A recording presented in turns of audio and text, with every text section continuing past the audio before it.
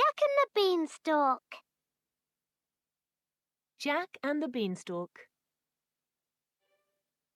Once upon a time, there was a young boy named Jack who slayed the mightiest giant in the land. He didn't use a sword or a lance. He didn't use armor or fire.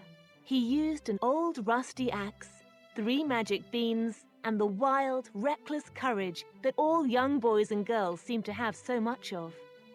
But let's not get ahead of ourselves. Our story begins in a little village, in a little house, with a little milk cow who was stubbornly refusing to give any milk at all. Jack pulled at her udders. Come on, Betsy, just a little milk. You can do it, girl. Betsy mooed back loudly, but the dented tin milk bucket remained dry. With a sigh, Jack kicked the empty bucket across the farmyard and went to find his mother. Betsy's milk had been the only thing keeping them going. If she wasn't able to give any more, Jack wasn't sure what they would do. Mother was out front of the little house, desperately trying to coax a few small plants back to life. Jack watched her with a lump in his throat. Their fall harvest had been plentiful. Jack remembered the ears of sweet corn and buckets of beans and great fat pumpkins coloured orange as the sunset. But of course, that had been before the giant had come. Jack could still remember that night. The giant's footsteps had shaken the earth as he stomped from farm to farm, breaking into barns and taking everyone's harvest. He was so tall they had only seen his feet out the window, but Jack had been able to smell him. The giant smelled like milk gone bad, like a sweaty armpit after a long day at work, like an old swamp, black and green and rotting. Sometimes, when he was especially hungry, Jack could still smell it. Mother walked around the side of the house. "Any luck with Betsy?" Jack shook his head miserably. Mother put her arm around him. "We knew she couldn't give milk forever. She's awfully old, Jack. It's not her fault that the giant stole everyone's harvest." I know, what are we going to do now? Mother shrugged. "Nothing for it. Take Betsy into the market and sell her for whatever you can get. With any luck, it'll be enough to get us through winter." Jack nodded and went to fetch a length of rope. He tied one end to Betsy's collar and held the other like a lead. With a last angry kick at the old milk bucket, he started off down the lonely dirt road. The sun climbed as Jack walked, and soon a warm breeze was rolling down. It was a beautiful day, but Jack was too bitter to enjoy it much. Lousy giant. Before he had come and stolen it all, we had corn for meal, and beans for stew, and even pumpkins for pie, my favourite. Now we have to sell Betsy, and we'd be lucky to make enough to eat porridge all winter. It isn't fair. Someone should stop the giant. But how do you stop a man when you only come up to their ankle? Suddenly, Jack heard a strange voice yelling through the trees. He paused to listen. Magical, marital, mystical memorables, wondrous, widening, wisening wemerables, powerful, ponderous, pliable pieces, all guaranteed to see your wealth increases. So come, be you ugly or smelly or poor, to Mr. Maclin's magical shop. A magical shop? Jack pushed through the trees, leading Betsy towards the voice. In a small clearing was the strangest thing Jack had seen since the night the giant came. It was a market stand, held up by ropes and bars and webs in all the colours. Blazing bright along the side was a sign that read, "Mr. Macklin's Magical Shop." Running the stand was a tall, slender man with a pointed wizard's hat and eyes green and bright as new grass. Jack was spellbound. Are you Mr. Macklin? Mr. Macklin I am, and you must be Jack. And never you worry, I have the things that you lack. How do you know what I lack? I'm Mr. Macklin, it's my business to know, and I come when I'm needed when magic winds blow.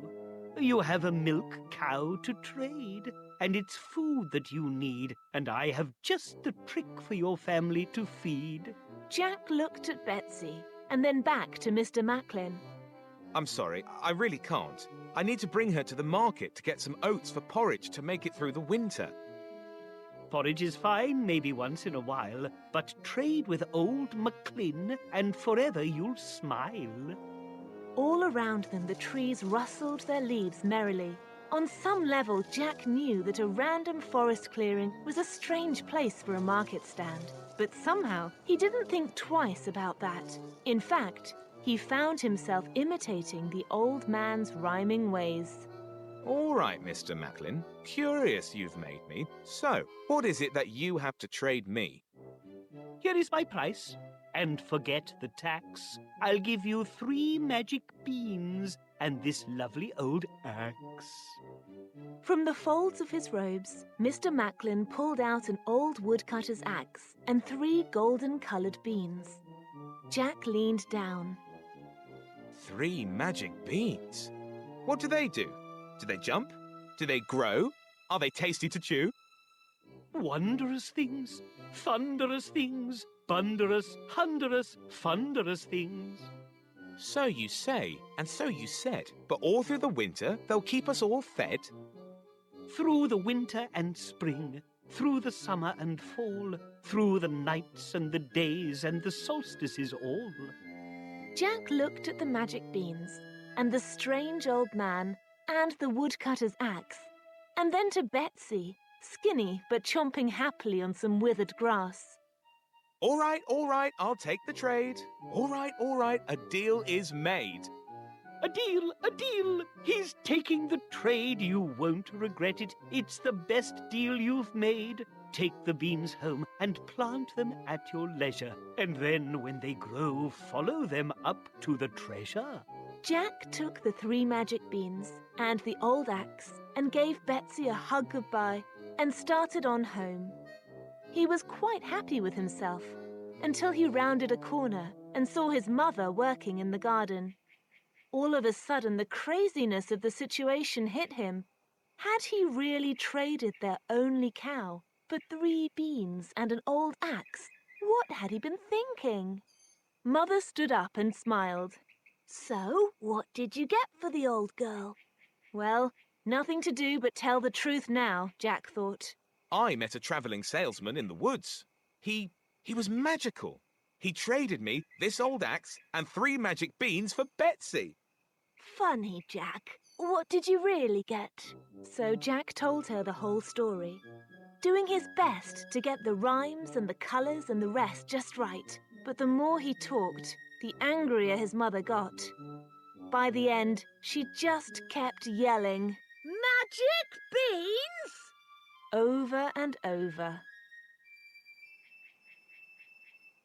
Finally, she snatched the 3 little beans from Jack's hands and threw them into the dirt of the garden. She took the axe and sank it into the woodpile. Then she sent Jack to bed without supper, not that they had anything to eat anyway.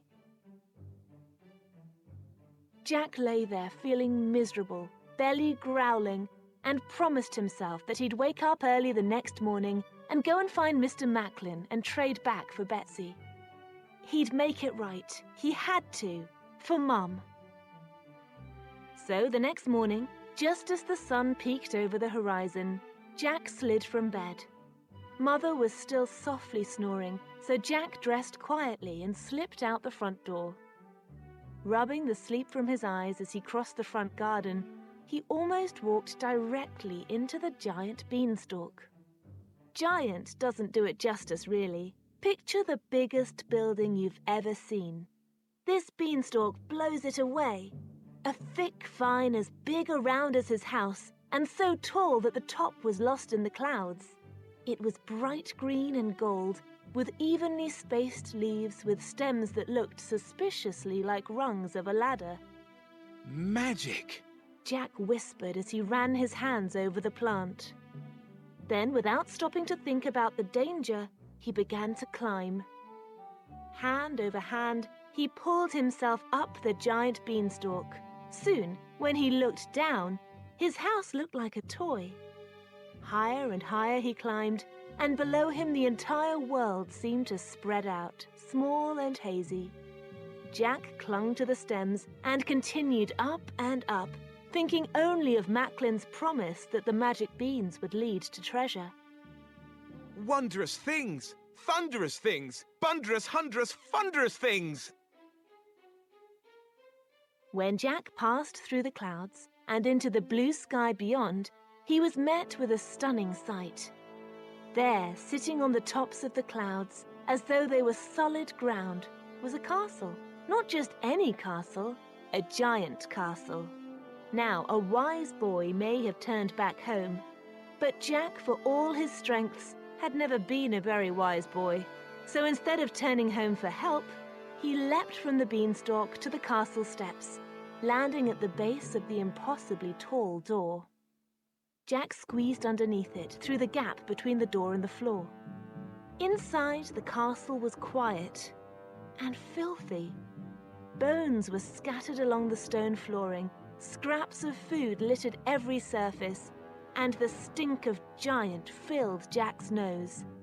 Spoiled milk and sweaty armpits and rotting swamps.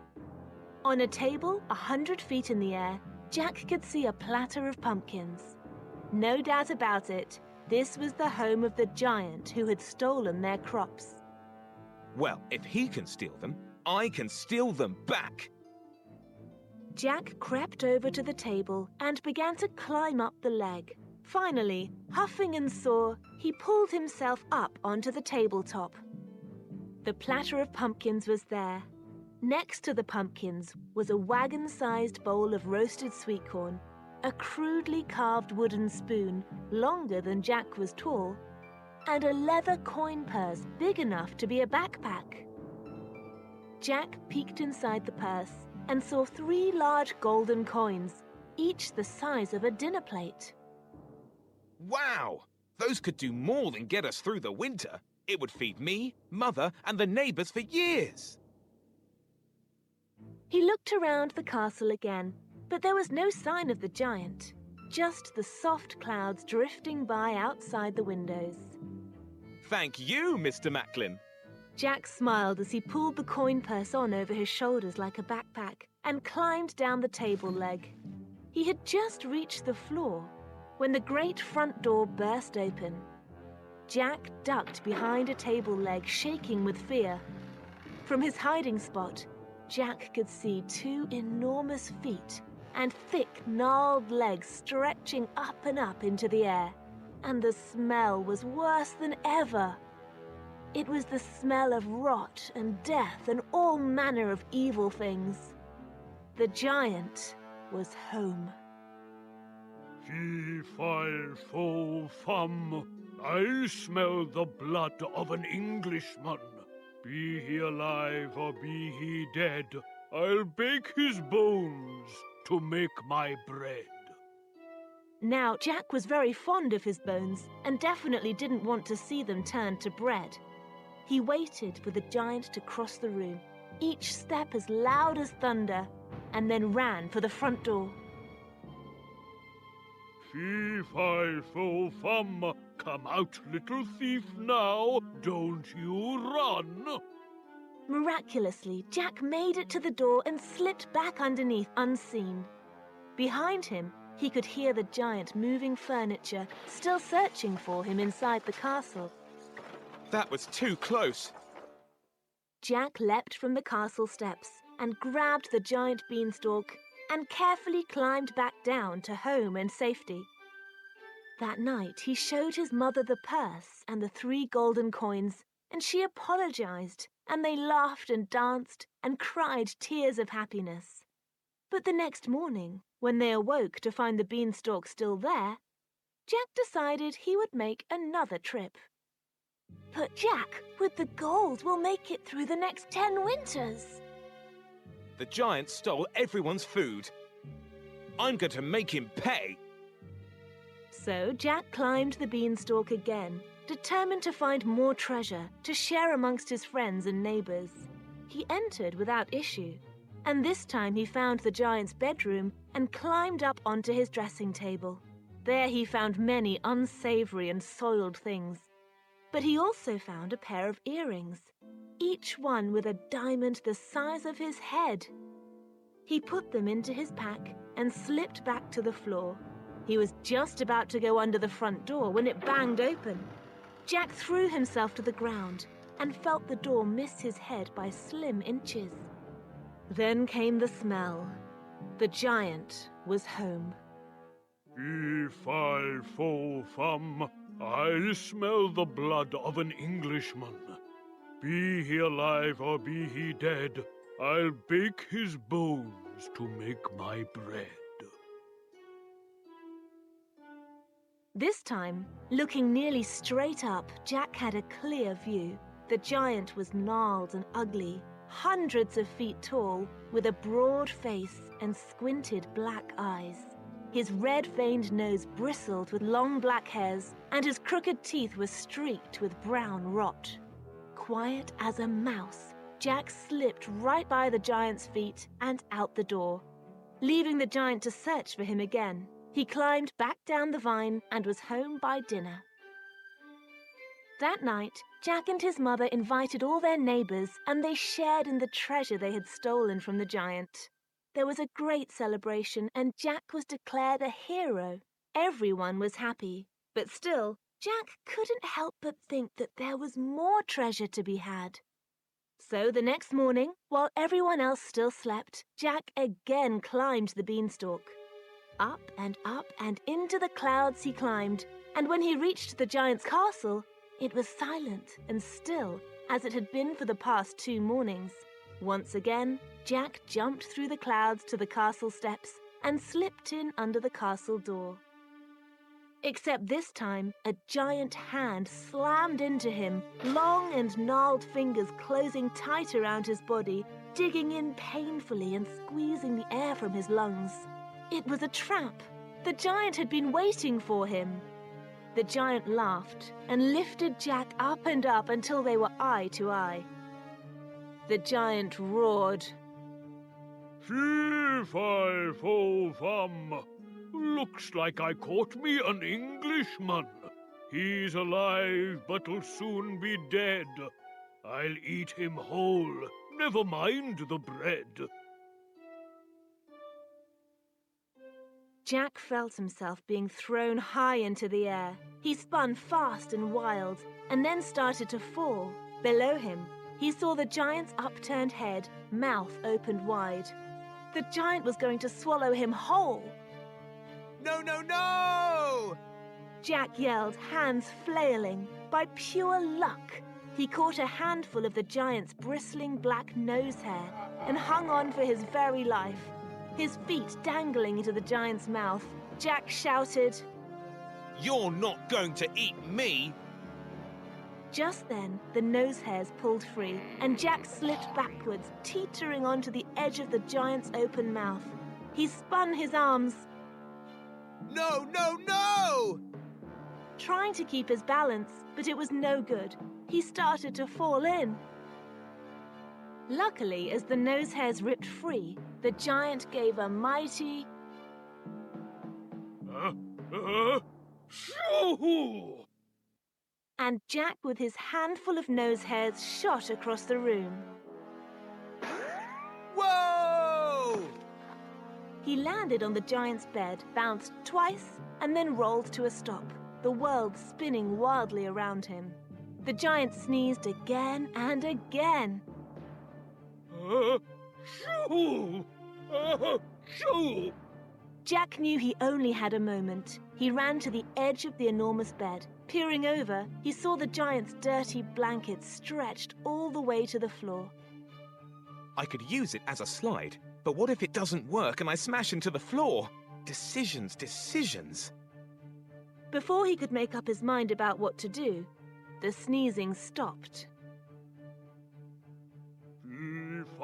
Fee-fi-fo-fum. Come back, little thief boy, we aren't done.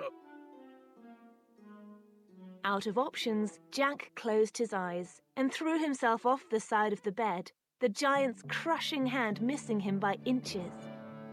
He fell into the blankets and began to slide. Faster and faster he went, until he shot off the end of the fabric and went bouncing roughly across the stone floor.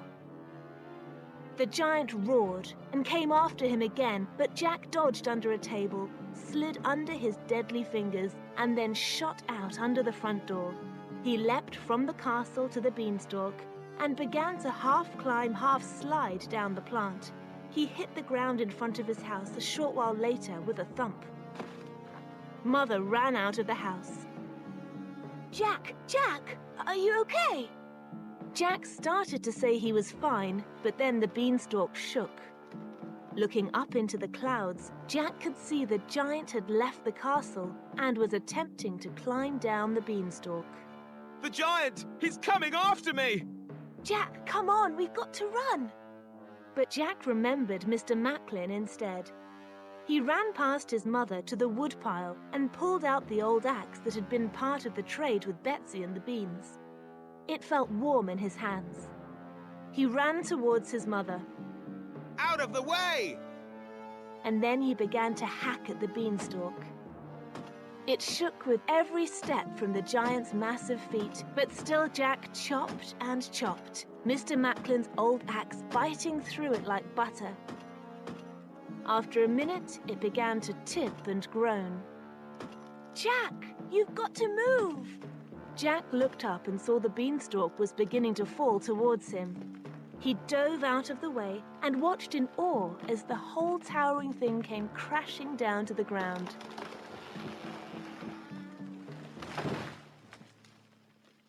And that was the end of the beanstalk. And better yet, that was the end of the giant. But it was only the beginning of Jack the Giant Slayer.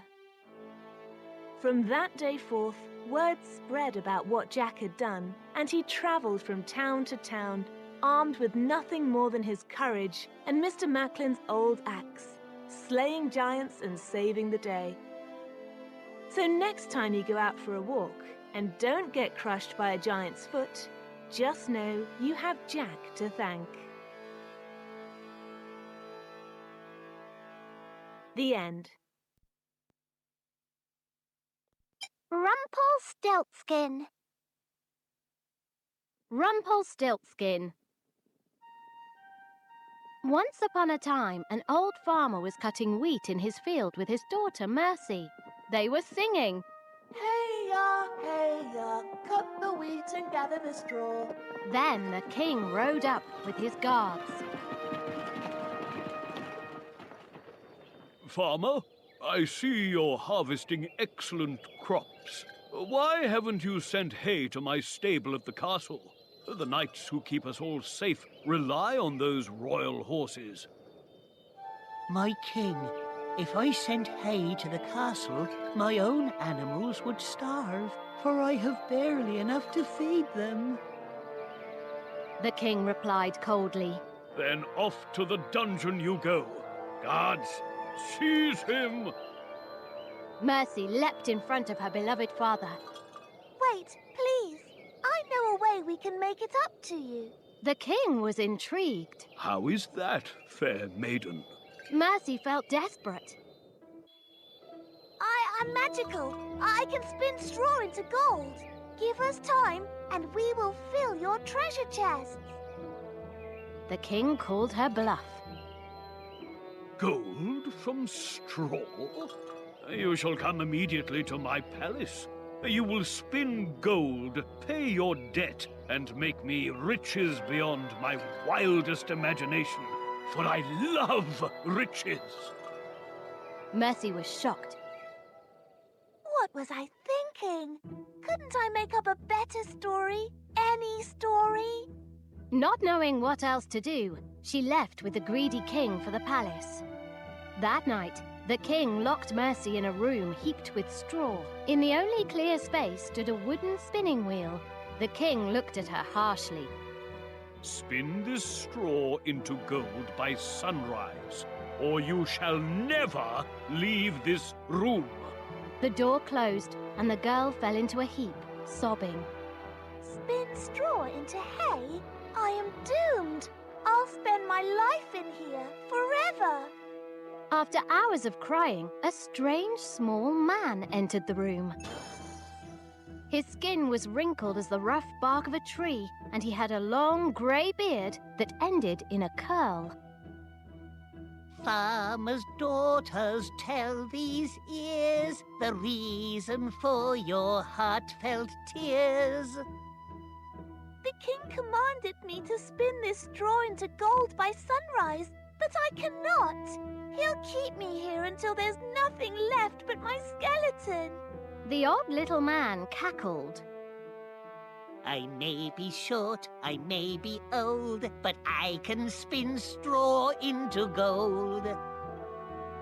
If you can perform such a trick, please help me. The man's eyes gleamed. What can you give me in return? Will you take my necklace? It had been her mother's and was old and not very valuable. But the strange small man agreed. He began to work at once, singing this song. Around, around the wheel goes, spin this straw into gold. Sure enough, the wheel spun out shining strands of pure gold. When the man was done, he left through a tiny door that was only there a moment, and then vanished when he did. The greedy king arrived at sunrise, and his eyes lit up when he surveyed the room filled floor to ceiling with treasure. Wonderful! Mercy gave him a relieved smile, bowed and headed for the door. At last, she thought she could go home. Phew! Not so fast, maiden. Your debt is not yet paid. He locked her in another room filled with even more straw, and once again demanded she spin it all into gold. Once again, Mercy fell into a pile of hay, sobbing. Once again, the strange small man entered the room. Once again, the strange small man entered the room. Once again, he agreed to spin the straw to gold, taking her ring this time as payment. Well, do you think the king was satisfied now? Not this greedy king. He demanded even more gold. On the third night, Mercy was locked in an enormous hall, filled to the roof with straw. Back to your farm you will go, if you spin all this straw to gold. Once again, the magic doorway appeared and vanished as the strange small man entered the room. Mercy dropped to her knees and begged. I have no jewellery left. What can I give you to spin this straw to gold? The strange small man thought for a long time. The farmer's daughter grew nervous.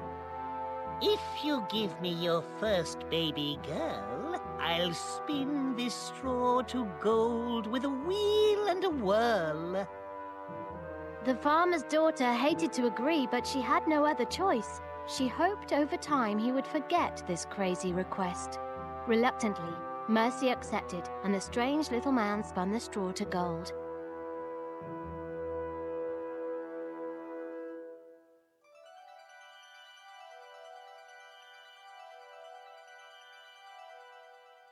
In the morning, the king came to the great hall, saw the incredible piles of gold, and was overjoyed. He rolled all around in it like a pig in mud. Afterwards, he ordered a royal escort to take Mercy home. Phew! Finally!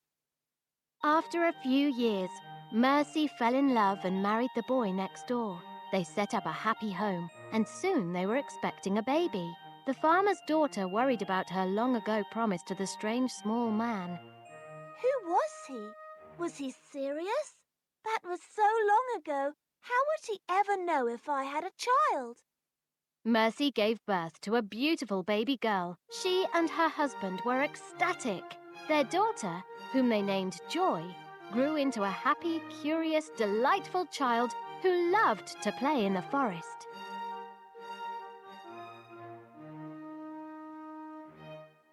When Joy was exactly 4 years old, the strange little man appeared on their doorstep.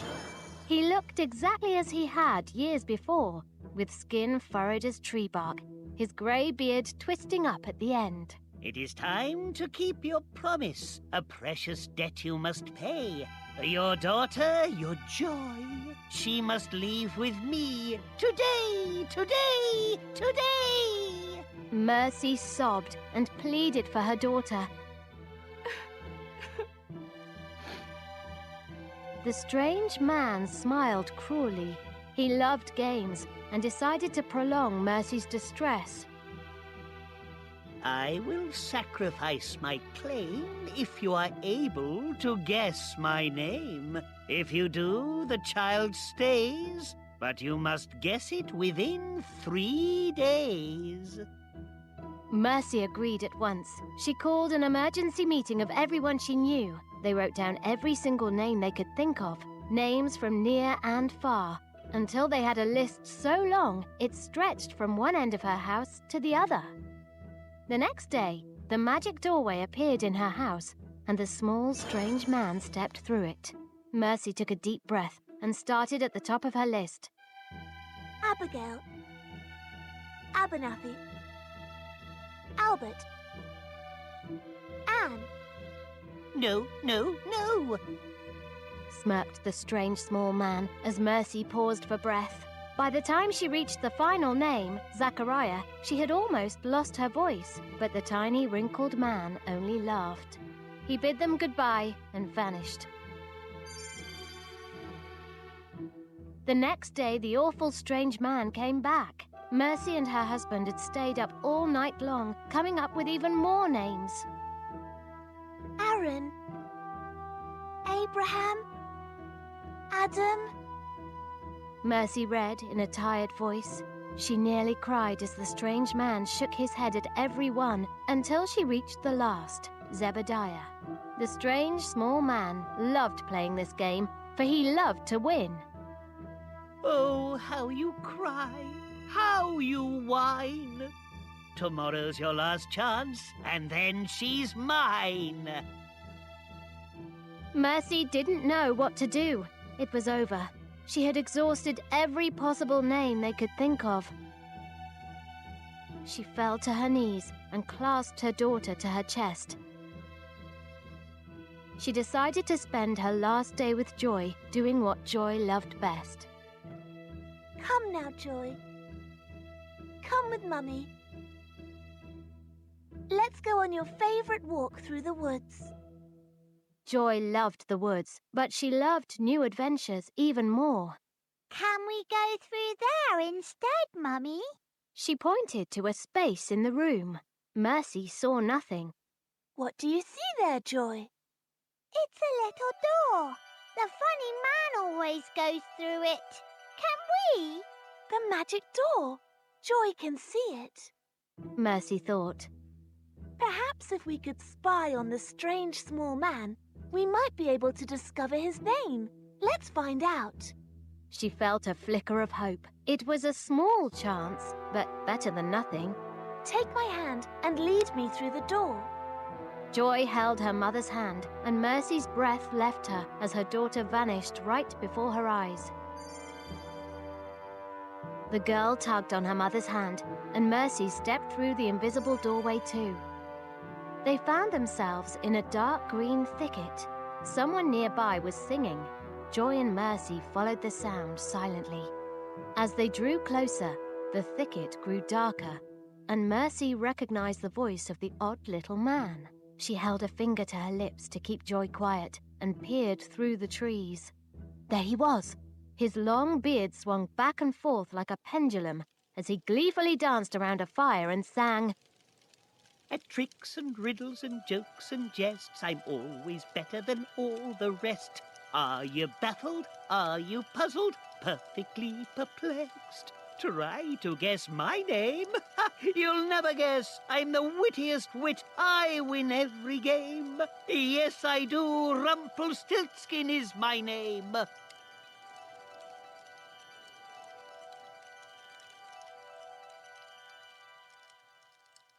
Mercy gasped and hugged Joy tightly. The third and last day, the awful small man came back. This time, Mercy was the mischievous one. She began at the top of a new list. Ada? Ava? Avalon? No. No. No. The little man hopped about with delight. Mercy continued down the list until she reached Zadie and paused.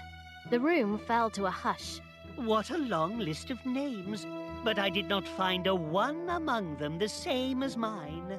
The small man smiled cruelly. The game is over.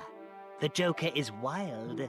You have lost. Hand over the child. Wait, I'm not finished. I have one last name to ask. Let me see here. She pulled a scrap of paper from her pocket and read it. Is your name, by any chance, Rumple Stiltskin? The strange small man froze. His eyes bulged with disbelief. He sputtered, turned purple, and began to stomp his tiny booted feet with rage. How did you guess that? Rumple Stiltskin stomped. How? Stomp, stomp, stomp, and with his very last stomp, he cracked open a huge, deep, dark crevice in the floor. Rumple Stiltskin fell in. He screamed with rage as he disappeared into the darkness. How did you know my name?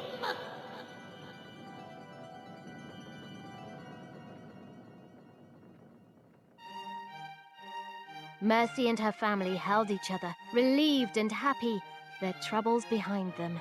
And all's well that ends well. The end. The world of the dinosaurs. The world of dinosaurs. Maybe you've seen dinosaur bones in a book or in a museum.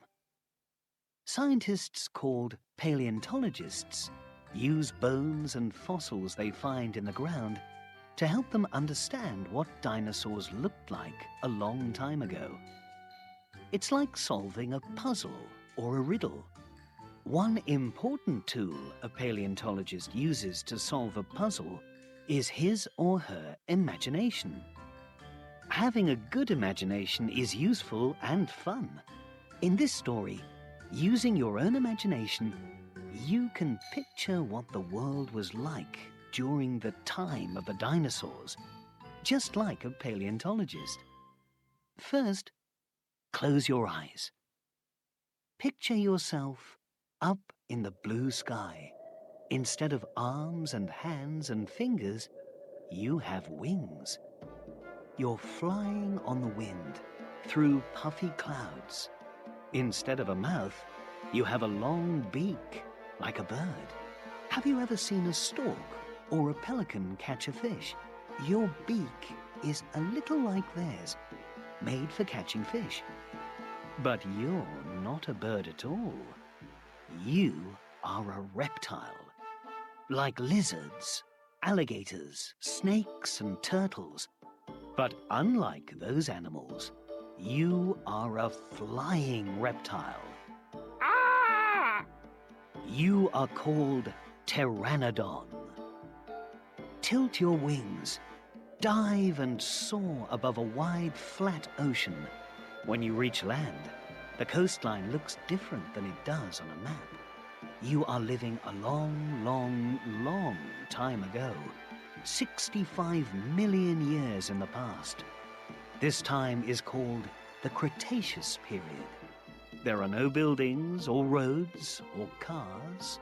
There are no dogs or cats or even people.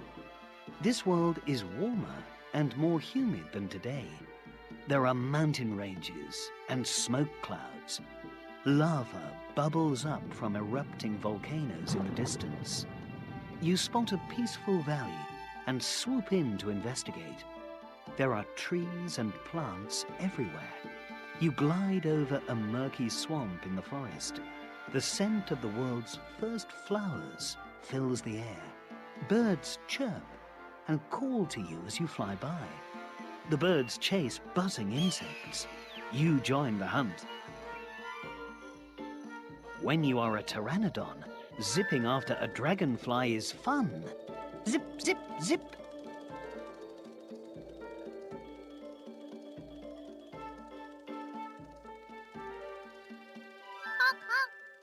What's that? There's something else at the swamp too. It sounds like a gigantic bird, but it's not a bird at all. It's a hadrosaur. In fact, it's a whole herd of lazy hadrosaurs chomping on leafy plants at the swamp's edge. They stand up on their hind legs to eat pine needles and pull fruit from the trees. Hadrosaurs are sometimes called duck-billed dinosaurs because their flat snouts make them look like ducks. But these duck-billed creatures are much bigger than the ducks of today. From snout to tail, they are longer than a school bus. These hadrosaurs also have crests on their heads, big tubes made out of bone that stick out the top. With their crests, they make sounds called vocalizations. There goes one. Wow, these duckbills are really noisy. Maybe you should find some other dinosaurs to visit, young pteranodon.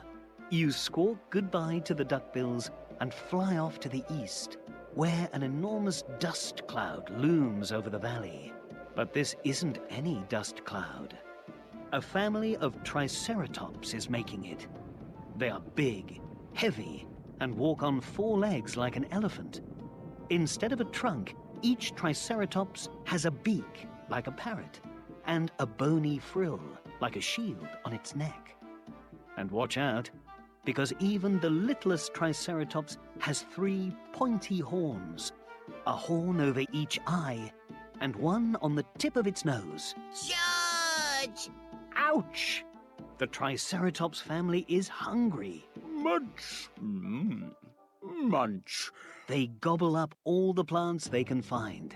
But there is a new sound from beyond the valley. Something or someone is making noises nearby. The ground shakes.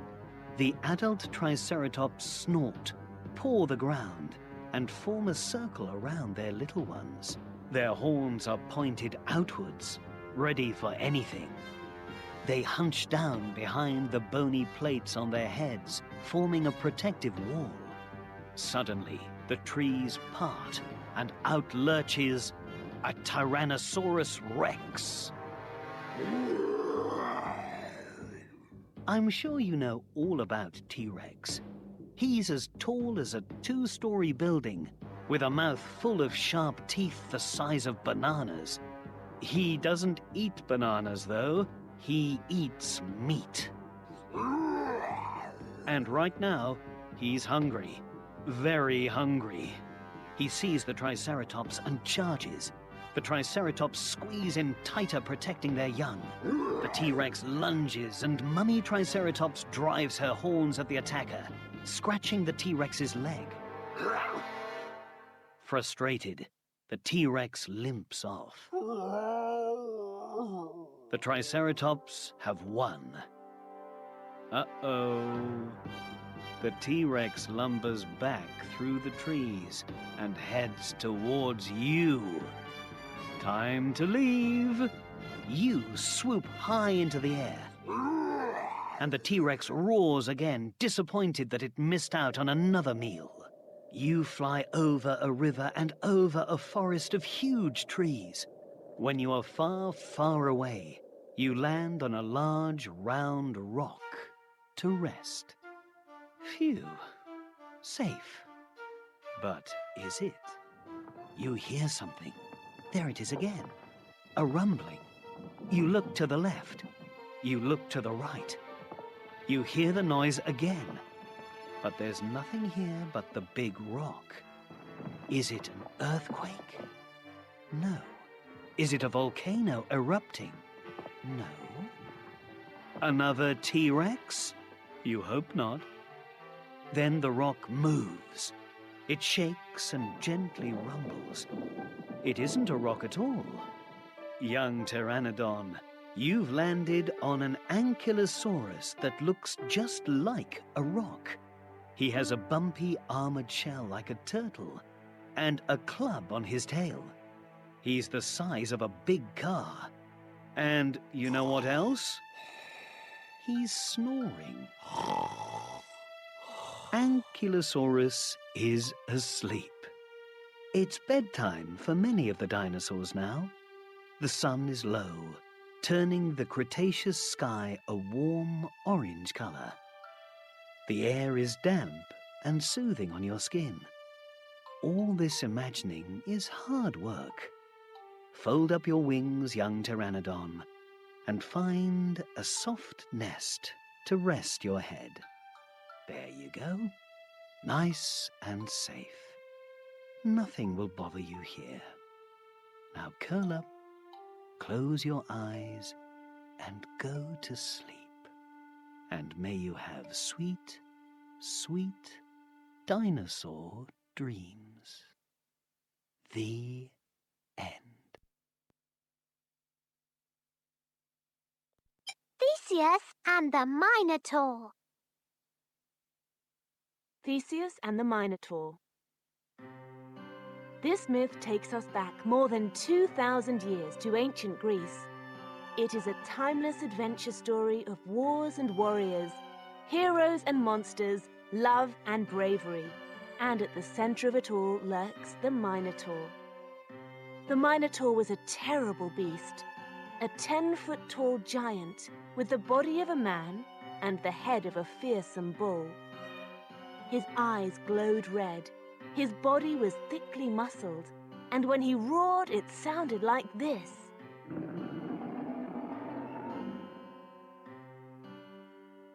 The Minotaur was the treasured pet of King Minos, who lived on an island called Crete. Minos kept the violent Minotaur locked in a forbidding maze called the Labyrinth. King Minos was almost as evil as the Minotaur. He'd waged war with the nearby city of Athens for years. Battle after bloody battle, Crete had finally triumphed, and Minos demanded Aegis, the king of Athens, show his proper respect. Aegis, I have won. Now every 7 years, you must pay me tribute by sending me 7 young men and 7 young women. These Athenians must enter the labyrinth and face my Minotaur. The labyrinth where the Minotaur lived went on for miles. It was pitch black, and its passageways twisted and turned. Those trapped inside encountered secret doors, cavernous rooms, and staircases that spiraled to terrifying new levels or simply disappeared into blackness. The labyrinth was designed to make people wonder for years. Those who entered never came out. Even worse than the maze was what lived inside it. Once its victims entered the labyrinth, the Minotaur hunted them. The more lost a person became, the closer the Minotaur drew, stalking its prey by scent in the darkness, until finally the man or woman turned a corner and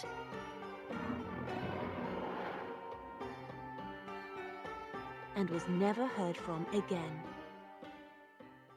The first tribute arrived, and 14 young men and women sailed to the island of Crete, entered the Minotaur's maze, and never came out.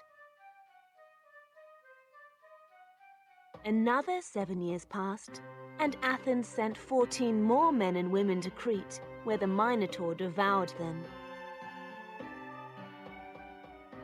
Another 7 years went by, and Theseus, the son of the king of Athens, said, Enough! I volunteer to be one of the 14. I will enter the labyrinth and slay the Minotaur, or die trying. Theseus boarded a creaky wooden ship with a small group of Athens' bravest young men and women. As they set sail, a soldier from the Athenian army said, Theseus, you mustn't do this. You're the king's son. And we have no swords, no shields, nothing. We are doomed. We have each other, our strength, our wits. We'll find a way to defeat that monster. Upon landing on the beach at Crete, Theseus and the other unlucky 13 were greeted with jeers. To the Minotaur! Send him to the Minotaur! Theseus encouraged the others. Stand tall. You are Athenians. Do our city proud. One young woman in the roaring crowd stood silently and watched Theseus. What courage! He is a true leader. Not like my father. Her name was Ariadne, the daughter of King Minos, the man who was sending Theseus to his doom. I can't let him perish.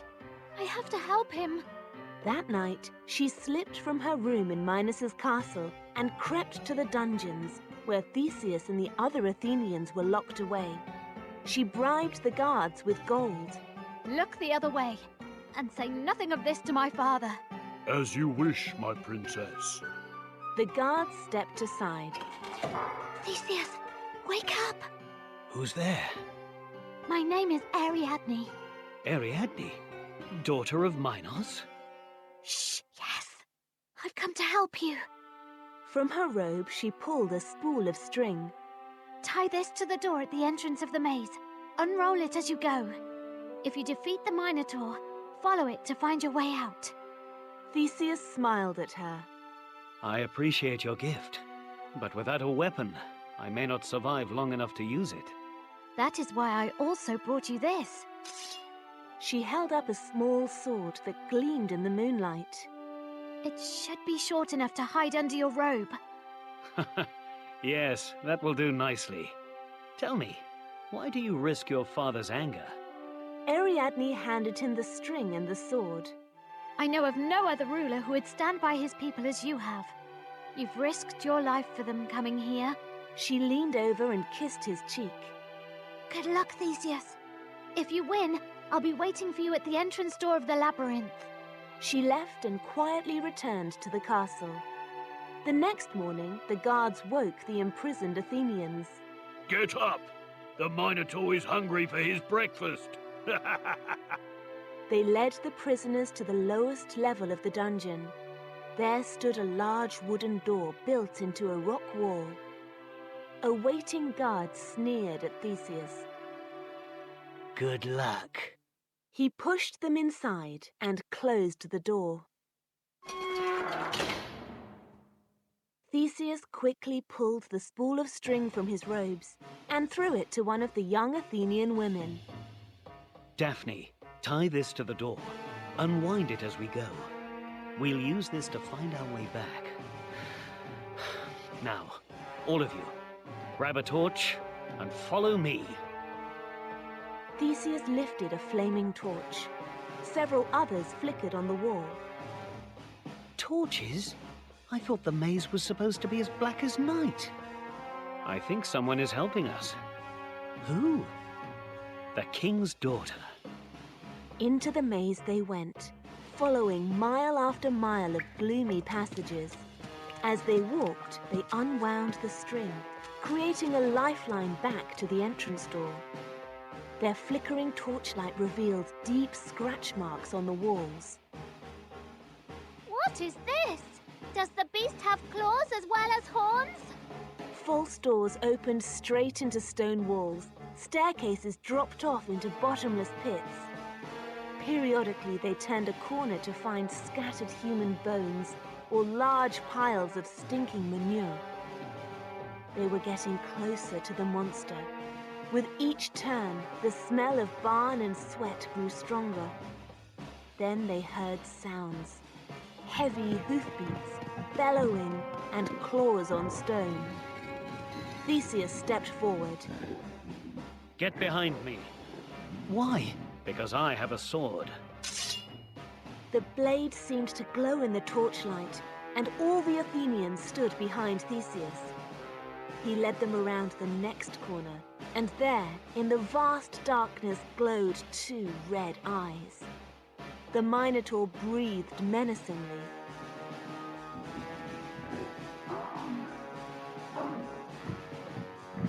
And then it charged. It drove one of the largest Athenian men against a stone wall. Theseus slashed at the monster with his sword. The Minotaur bellowed. Its claws raked across Theseus's shoulder. The beast swung again, and Theseus ducked. The monster's claws left huge gashes on the wall. Enraged, the beast lowered its head and charged. Theseus's sword flashed again, this time glancing off the Minotaur's mighty horns. As it passed, Theseus jumped on the beast's back, wrapped his thick arms around the monster's neck, and squeezed. The beast struggled for air. Theseus, you have him! The Minotaur staggered and clawed madly at Theseus. Then, as it fought for air, it desperately drove Theseus backwards into the stone wall. Dazed, Theseus let go and fell to the ground. The beast spun, lowered its horns, and charged. Theseus frantically clutched a handful of sand and flung it into the bull's eyes. The Minotaur roared in pain and flailed around blindly. Theseus lunged for his sword. He jumped high into the air, aimed his weapon, and brought it down straight through the beast's heart. The Minotaur gave a final, awful cry and fell to the ground with a mighty thud. You did it! He defeated the Minotaur! Theseus pressed a hand to his injured shoulder. Now, follow the string. It will lead us back to the entrance. For long hours, they followed the thread, retracing their steps. At last, they reached the maze entrance. They pulled the heavy door open and found Ariadne waiting. She ran towards Theseus and embraced him. You're alive! The Minotaur! Is it dead? How did you do it? With your help, Ariadne. It nearly killed us all. But your torches lit the way, and your sword slew the beast, and your clever idea, the string, got us out. She stepped back and clasped his hand. I can't believe it! But what if my father finds out I helped you? He loved that monster, and he hates all Athenians. Come with us. You'll be safe. Hand in hand, Ariadne and Theseus slipped back to the ship. Then they and the other 13 Athenians sailed away and returned home to Athens. When they arrived, the crowd greeted them with a hero's welcome. All hail, brave Theseus! All hail, wise Ariadne! All hail the victors who defeated the Minotaur! In the following years, Theseus and Ariadne had many more wild adventures together. But those are stories for another day.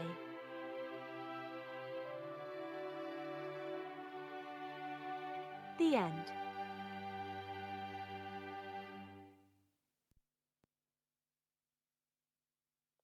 The Wind and the Sun. The Wind and the Sun.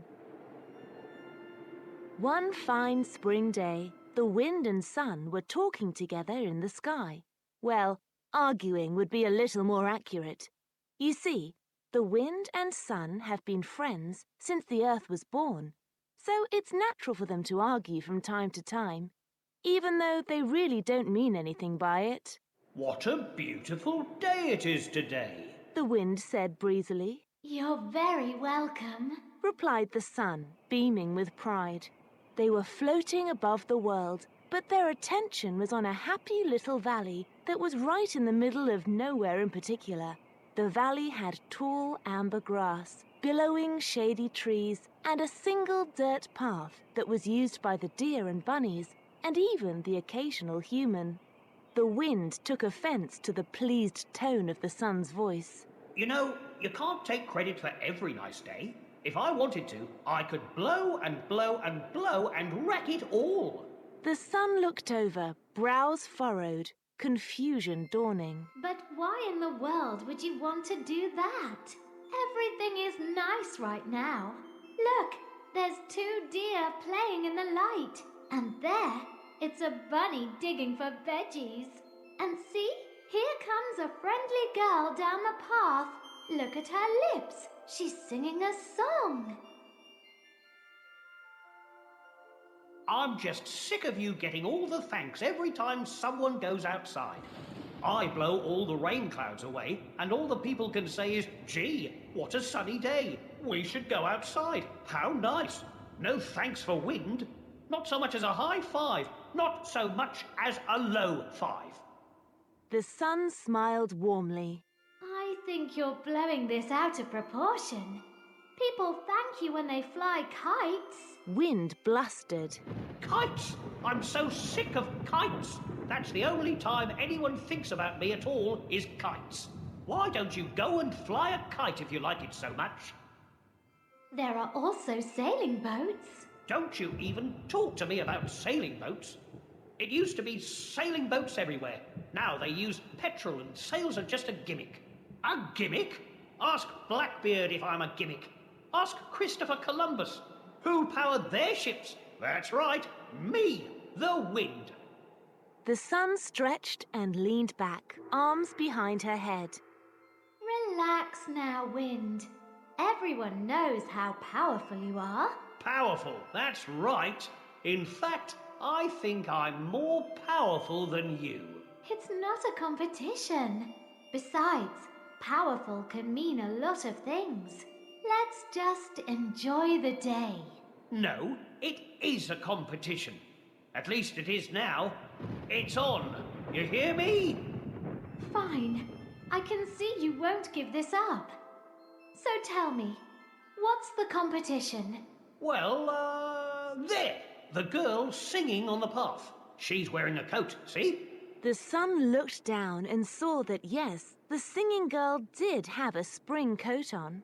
The first one to get the coat off the girl is the winner. Got it? The sun reclined even further, eyes closed, and smiled, unconcerned by this challenge. All right. Fine. If you really want to compete, then you've got it. The first one to get her coat off is the winner.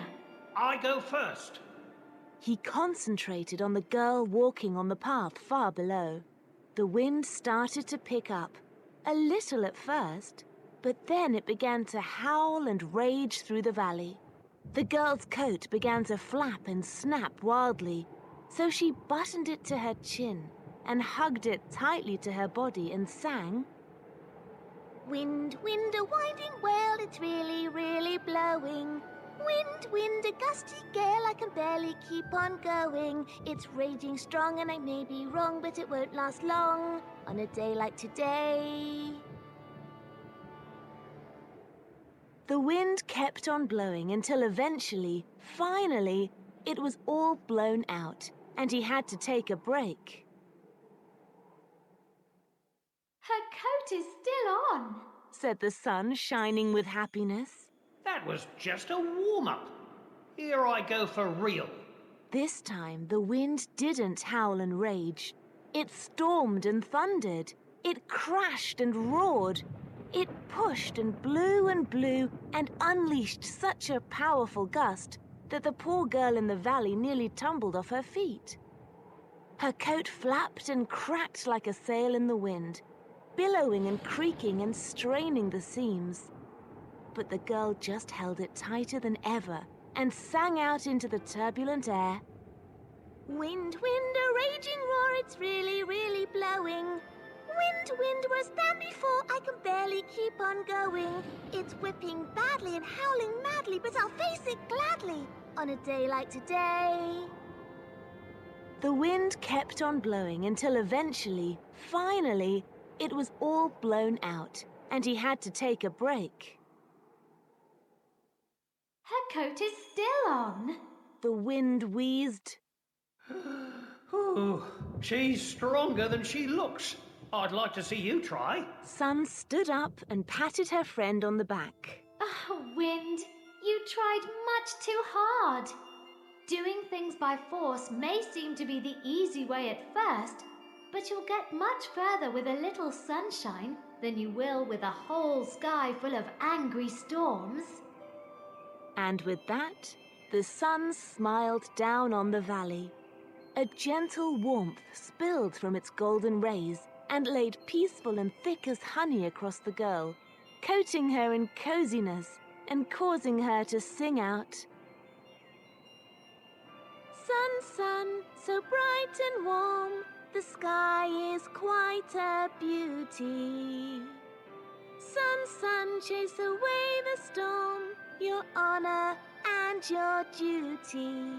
It's a sky to quote, and it has my vote, so who needs a coat on a day like today?" And with that, the girl took off her coat and slung it over her shoulder, singing happily the rest of the way home. The end.